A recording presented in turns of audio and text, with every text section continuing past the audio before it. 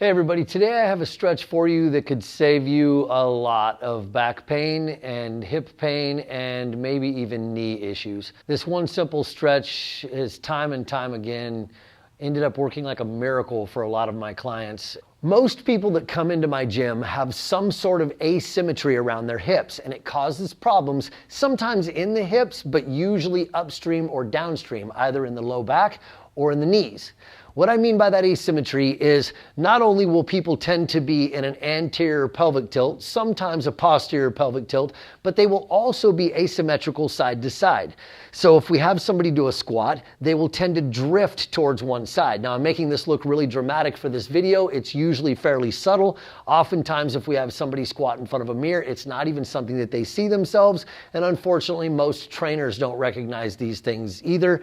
But this asymmetrical shift is a trusting of one leg more than the other and an overuse of one leg more than the other. And it ends up being a tilting of the hips that then can cause low back pain and definitely under load. Like if you're doing something like a back squat or any kind of weighted squat, you're gonna end up sort of wagging your tail under that load and taking the load and moving it on those tiny little joints in your spine, in your vertebrae. You're not going to necessarily just be keeping that movement to the big joints that are capable of handling those loads.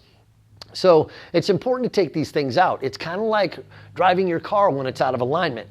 Most of us know that if we drive our car out of alignment too long, we're going to need to buy tires soon, and going to need to buy tires in this situation is a euphemism for pain in humans. Pain is typically coming.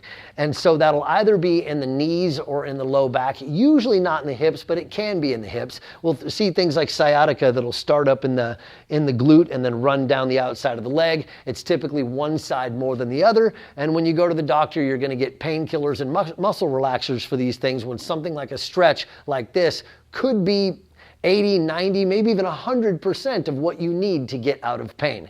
So I encourage you to take this seriously, and there isn't anybody watching this video that shouldn't be giving this a shot. And most people watching this video are going to find quite a bit of tightness in these areas and quite a bit of imbalance that needs to be handled. So please take this seriously, give it a shot, see what you find. You're going to have to follow my instructions to the letter as best you can, so maybe literally watch this video while you do it the first couple of times, because there are some intricacies that if you do it right will make it work much better for you. But let's go ahead and get into it. So this is technically called a standing pigeon stretch or pose, similar to a pigeon pose on the floor, but I'm going to throw in a couple of little twists that are going to make it a little bit different from the yoga pose if that's what you're used to.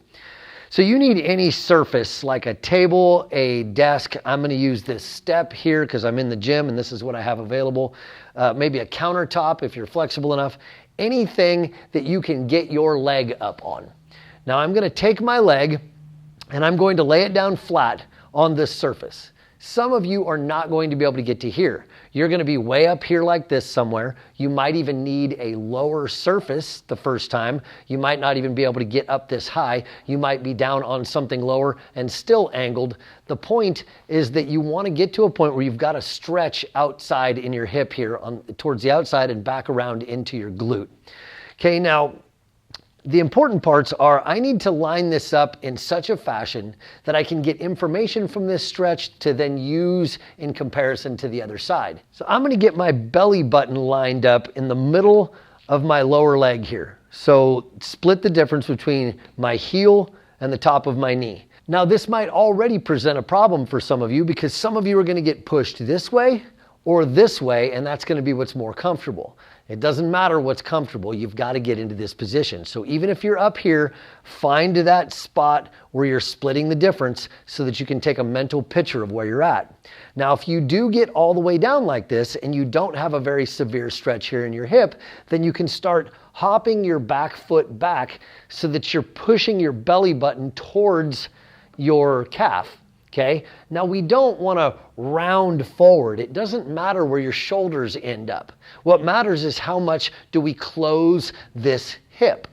Okay, so I need to be pushing my abdomen, my belly button towards that calf, not my shoulders towards whatever I've got my leg up on. Once you find that place where you've got that really good stretch, you're gonna hold it for at least 30 seconds. Then you're gonna take a mental picture of the whole thing and do the other side.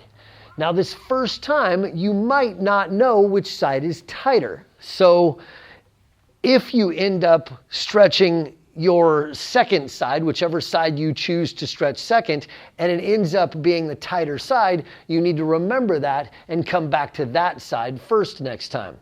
Because from here forward, every single time you do this, you're going to start with your tight side, and chances are there's going to be a tight side, just like we talked about a moment ago. And the only way to correct that is to aggressively stretch that tight side and then match the loose side to it. Which is why it's so important that you know exactly where everything was, your foot position, everything. Okay, so you're gonna get back in that exact same position on the looser side, even though you could go farther. To say that another way, if this was my tighter side and I was experiencing a really severe stretch right about here, I wouldn't want to go to my looser side and then get way down here. I'd just be perpetuating that muscle imbalance. So you need to stretch the tight side as aggressively as you can. Test your pain tolerance a bit. Make it hurt. Make it suck. This shouldn't be a pleasurable experience. Stretch it as tight as you can and then match the loose side to it. So again, that's going to be dependent on you getting in the same position on each side. You can't be here on one leg and then way out here on the other with your knee jutting way out. This is no longer the same stretch. The two sides are likely to feel very different, so you have to take these visual cues and not just stretch according to how you feel. Okay, do this. If you're really tight, do it a couple of times a day. If you're very, very imbalanced, do it a couple of times a day. Otherwise, I suggest that most people do this every day and certainly after your workouts, especially if you're doing alt shift lift. If you're badly inhibited in the ways that we talked about in the beginning of this video and you're not able to get into good form in your squats or any lower body exercise, you're going to need to do this stretch before you work out too, just to make sure that you can get proper form. All right, if you have any questions about alt shift or alt shift lift, you can click that link right up there and get more information from our website.